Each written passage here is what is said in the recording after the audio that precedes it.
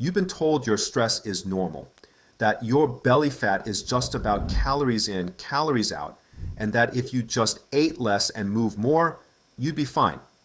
But what if I told you that the belly fat you can't lose, the exhaustion that never goes away, the brain fog that makes you feel like you're underwater isn't about willpower at all? What if I told you it's about a hormone that is supposed to protect you, but instead it's destroying your metabolism, your sleep, and your body composition from the inside out? That hormone is cortisol. And if you have what I call stress belly, you're about to learn the 5 unmistakable signs that your cortisol is dangerously high, and more importantly, what you can do about it. And you need to watch this full video because the solution isn't another diet, it's not another cardio session, it's a protocol that addresses the root cause of why your body is holding on to fat like your life depends on it, because biochemically, it thinks it does. I'm Dr. John Kim, and I've spent years bridging the gap between what Western medicine dismisses and what Eastern wisdom has known for centuries. So let's get into it. First, let's talk about what cortisol actually is, because most people think it's just the stress hormone. And while that's true, it's incomplete. Cortisol is a glucocorticoid hormone produced by your adrenal glands, and its primary job is survival. It raises your blood sugar. It mobilizes energy. It shuts down non-essential systems like digestion and reproduction. Because when your body thinks you're being chased by a lion, it doesn't care about your digestion. It cares about keeping you alive. The problem is that your body can't tell the difference between a real threat and your boss sending you an email at 10 p.m., or your bank account reminding you that rent is due, or the argument you had with your spouse 3 hours ago that you're still replaying in your head. So your adrenals keep pumping out cortisol day after day, week after week, and eventually your body adapts to this new normal, this chronic state of stress, and that's when the damage begins. Sign number 1, you have stubborn belly fat that will not budge, and I'm not talking about vanity here. I'm talking about visceral fat, the fat that wraps around your organs, the fat that produces inflammatory cytokines, the fat that increases your risk of insulin resistance, fatty liver disease, and cardiovascular disease. Here's what's happening biochemically when cortisol is chronically elevated. It forces your liver to produce more glucose through a process called gluconeogenesis. Your body thinks it needs fuel for a fight or flight response, but you're just sitting at your desk, so that glucose gets stored as fat, specifically in your midsection. Why the belly? Because visceral adipose tissue has 4 times more cortisol receptors than subcutaneous fat, so high cortisol doesn't just cause fat storage, it targets your abdomen. And here's the cruel irony. When you try to fix this with more cardio, with more calorie restriction, you're actually making it worse because those are additional stressors. And your body responds by producing even more cortisol. Sign number 2, you wake up exhausted, even after 8 hours of sleep. Let me explain why. Cortisol is supposed to follow a natural rhythm called the circadian cortisol curve. It should be highest in the morning, around 8 a.m., to wake you up and give you energy. And then it should gradually decline throughout the day, reaching its lowest point around midnight, so you can enter deep restorative sleep.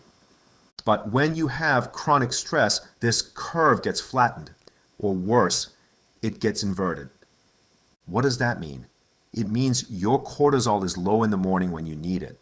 So you wake up feeling like you got hit by a truck, and then it spikes at night, right when you're trying to wind down. So you lie in bed, mind racing, heart pounding, unable to shut off. And this isn't just about feeling tired. This is about your body being unable to repair itself, because deep sleep is when your growth hormone is released, when your immune system resets, when your brain clears out metabolic waste through the lymphatic system. Without that, you're not just tired, you're aging faster, you're more susceptible to illness, and your cognitive function is declining. By the way, If you are tired of being told your labs are normal when you know something is wrong, hit that subscribe button. We are building a community that demands real answers, and I want you to be part of it. Sign number 3, you crave sugar and carbs, especially in the afternoon. And this isn't a willpower issue. This is a biochemical issue. When cortisol is high, it causes insulin resistance. Your cells stop responding to insulin signal to take in glucose. So even though you have plenty of sugar in your blood, your cells are starving, and your brain, which runs on glucose, starts sending out panic signals. What does that feel like? It feels like an uncontrollable craving for cookies, for bread, for anything that will give you a quick hit of energy. And when you give in, because you're human and your brain is screaming at you, what happens? Your blood sugar spikes, insulin floods your system, and then you crash harder than before, and the cycle repeats. This is why people with high cortisol often develop what I call reactive hypoglycemia. They swing from high blood sugar to low blood sugar over and over, and every swing is damaging their metabolic health. Sign number 4, you get sick all the time, or you have chronic inflammation. Here's the paradox of cortisol. In the short term, it's anti-inflammatory. That's why doctors prescribe corticosteroids for conditions like asthma or autoimmune flares. But in the long term, chronic cortisol elevation actually suppresses your immune system. Specifically, it reduces the activity of your natural killer cells, your T cells, and your ability to produce antibodies. So you catch every cold, every flu, every bug that goes around, and it takes you twice as long to recover. And if you have an autoimmune condition like Hashimoto's, like rheumatoid arthritis, like psoriasis, chronic cortisol is like throwing gasoline on a fire because it disrupts something called the Th1 to Th2 balance, which is how your immune system decides whether to attack infections or attack your own tissues. Sign number 5, you have anxiety, irritability, or mood swings that feel out of your control. And I want you to understand something. This is not in your head. This is your brain responding to a hormonal environment that is telling it you're in danger. Cortisol directly affects your hippocampus, the part of your brain responsible for memory and emotional regulation. Chronic elevation actually shrinks the hippocampus, which is why people with long-term stress often feel like they can't think clearly, like they're constantly on edge. At the same time, cortisol enlarges the amygdala, the fear center of your brain. So you become hypervigilant, overreactive. You snap at people you love. You feel anxious for no reason, and you can't seem to calm down. This is not a character flaw. This is a neurobiological consequence of a broken stress response. So what do you do about it? First, you need to understand that you cannot out-supplement high cortisol. You can't just take ashwagandha and call it a day. Although adaptogens absolutely have their place, the foundation is lifestyle. Number 1, you need to fix your sleep architecture. And that means going to bed at the same time every night, blocking blue light after sunset, keeping your room cool and dark, and giving yourself a wind-down routine that signals to your body that it's safe to rest. Number 2, you need to eat in a way that stabilizes blood sugar. That means protein and fat at every meal. It means eliminating processed carbs and seed oils. And it means not skipping meals, because every time you do, your cortisol spikes to raise your blood sugar. Number 3, you need to move, but intelligently.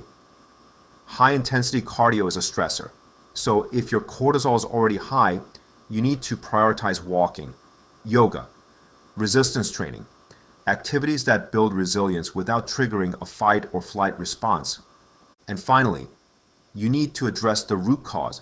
And for most people, that means looking at your gut health, your thyroid function, your blood sugar regulation, and your circadian rhythm, because high cortisol is never just about stress. It's about a system that's been pushed past its breaking point, and the only way to fix it is to restore balance at every level. If this resonates with you, don't guess with your health. Click the link below to book a discovery call with my team, or watch this video next where I break down what happens to your brain when you stop eating sugar for 14 days.